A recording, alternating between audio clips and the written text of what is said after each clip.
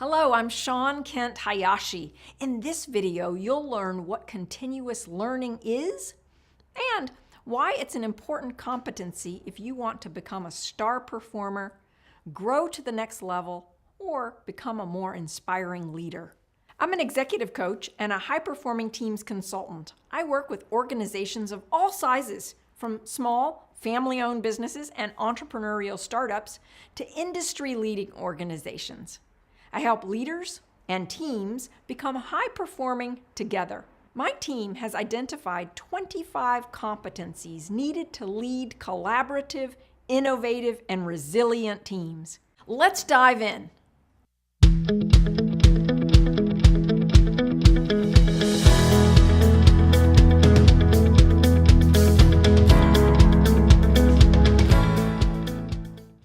Continuous learning is taking initiative to regularly learn new concepts, technologies, and new methods of doing things.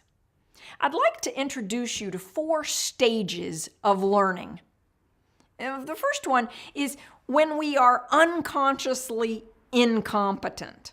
In other words, we don't know what we don't know. When you were born, you didn't know how to tie your shoes or drive a car. The next stage in learning is becoming consciously incompetent. This is where we know we don't know. This can be a painful place. Have you ever watched a 2-year-old or maybe a 3-year-old insist that they're going to tie their own shoes, even though they don't know how to? That's what this stage feels like. The next stage is where we are consciously competent. In other words, we have to think about how we're doing what we're doing, step by step. And so when you learned how to tie your shoes, you went through a period of time where you probably had to say, cross it over, pull it through. You had to think it out. But my guess is, today, if you tied your shoes, you did so unconsciously, competently. You didn't even have to think about it. As you were tying your shoes, you might have even been doing something else. When we understand these 4 stages of learning, we can take a specific skill, a competency, like driving a car, tying shoes, making lasagna, or any other skill, and we can identify, where am I in these 4 stages? Am I at unconsciously incompetent? I don't even know how to do it or how to approach it. Or am I consciously competent? I need to really think through step by step. Or maybe you've gotten to mastery in some abilities. Maybe you are unconsciously competent and you don't even need to think about it anymore.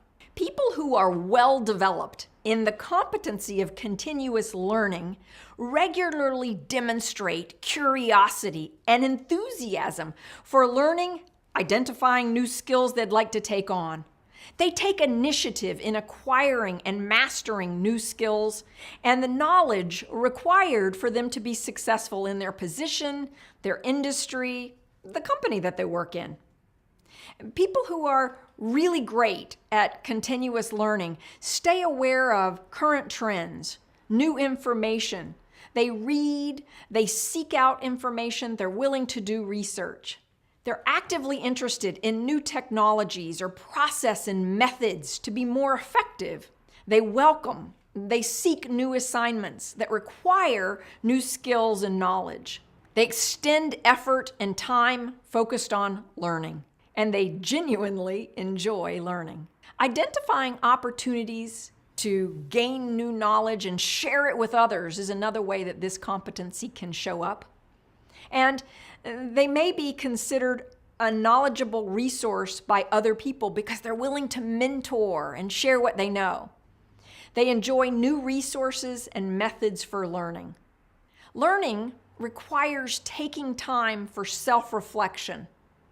When I coach someone, I ask lots of questions, and I serve as a sounding board to help them process through their own learning. If you would like to develop this competency, I strongly encourage you to begin a learning journal. I would encourage you to ask yourself these questions and then answer them in your learning journal. First, What are my goals? What specific outcomes do I want to create for myself and others? If my life were wildly successful 3 years from now, what would it look like professionally and personally? Then reflect on what you've written and ask yourself, where do I really want to begin now? What are the skills, the abilities, and the competencies that I need to take on? By regularly updating your learning journal, you'll begin to think about conversations with yourself and others that enable you to express the ways in which you are growing. When was the last time you had a really good conversation with yourself? A learning journal gives you the opportunity to do that. Over the next month, using your learning journal, continue by asking these questions. What makes me feel most alive? Where do I feel I add the most value? What are the successes that I'm most proud of? What didn't work well in my life? And what did I learn from those experiences? What can I tell myself about those experiences that will give meaning to my future? And what do I want to accomplish next? What matters most to me? What matters to the key stakeholders in my work, such as my boss, members of my department, people on my team, my significant other? What will it take for us to accomplish our goals together? What do I want to learn and why? What's the value that I expect to come from this learning? What do I want to do differently so that I can focus on new skills that are desired in my future? What do I need to stop doing so that I can be and have more of what I desire? Now imagine that you've been promoted, or perhaps your team has grown to the next level and you're thriving. Explore the answers then to these questions in what it would look like in that vision. How would you know that you'd gotten there? What was different in this vision from how you're currently thinking, operating, behaving? What did you need to let go of in order to get there? Spend 3 to 5 minutes per day answering questions from this list.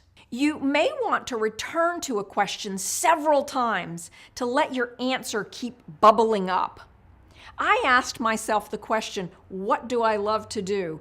Over and over for months, writing my answer in my journal until the answers were crystal clear for me. I love to develop star performers. I love to learn new information and then share it with people to help them develop high-performing teams. By reviewing your own journal each month, you'll spot trends. You'll see places where your development and your thinking and your beliefs are evolving. And by reviewing your journal at the end of the year, it will be useful for you to summarize which insights have held the most significance for you. This learning journal will become a tool that you can use throughout your professional development. When you use this process, you will see a positive and dramatic step up in all aspects of your work and your personal life. If you're a manager who's focused on developing your team members, I recommend that you keep your own learning journal and then that you encourage the people that you're working with to do the same thing. This reflective learning space is invaluable in triggering deeply meaningful conversations for your team meetings. Having your own learning journal enables you to also identify stories about what you're learning that you could share with others. You become more inspiring when you do this. Your stories will inspire the people that you're coaching and working with because they will see that you too are a committed, lifelong learner. You can do this starting right now. Make a commitment to create a learning journal. Some additional suggested actions. Understand your preferred learning style. I lead a workshop in which we begin by talking about the different learning styles, and then throughout the workshop, we tailor the activities based on the learning styles of the people in the room. Identify a skill or an ability that you want to learn right now.